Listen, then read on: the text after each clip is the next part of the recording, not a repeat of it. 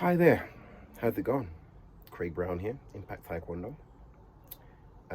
Hope all's well. Starting a new video series, mainly for my own students, but also opening out to other people that may be interested in my take on concepts when it comes to Taekwondo specifically, but definitely applications to generally combat sports, especially striking sports. So the concept we're going to talk about today is distance and distance management. So there's two perspectives that you really need to think about when you think about distance management, or awareness, should I say. And the first concept is when your opponent is within your range, that you could throw a technique right now and you would be able to make contact because they're close enough, and also when you're not close enough. So that means if I was to throw a kick right now, I would miss unless I really took a long shot, or if I did something prior to that to get close enough to make contact. So that's one vantage point.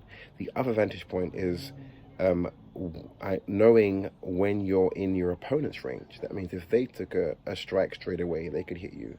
And when you are actually at a safe distance, that they'd have to do something first to get in range to be able to make contact with you.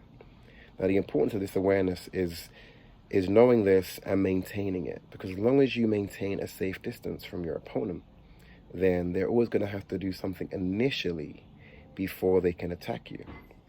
So from a defensive perspective, it's going to help you to be aware of this, because people, onlookers watching, won't realize while not a lot is going on. But if you've got two competitors that are very aware of the distance, then they're not going to shoot if they're not in range. They're going to try and get to a place where they can get close enough that they know they can hit you.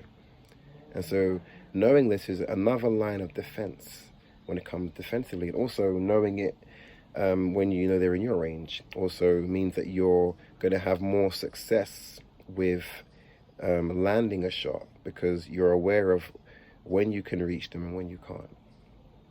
So these are really important concepts. So it involves that awareness, but also awareness of when you can hit someone and when you can't, and when they can hit you and when they can't initially, but also being able to maintain the safe distance, and maybe only going into that range when you want to do something or when you want to set them up.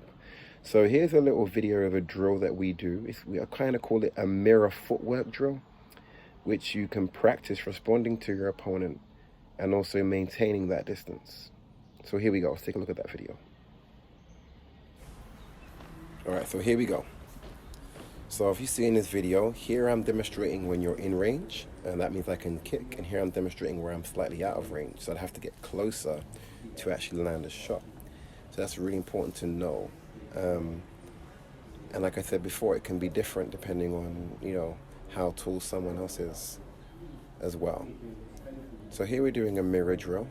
So if I change legs, my opponent changes legs. If I move forward, they move back. And also if I move back, they move forward and they change. So this is a good drill to be aware of that space. Once you're aware of the space that is between you and your opponent, and knowing the range, now you can really use this drill to keep on top of it, to really respond. You really want to respond early as well. So with this drill, as you can see, it can get a bit confusing if you don't keep up with your opponent. So now we're both open because he missed a step.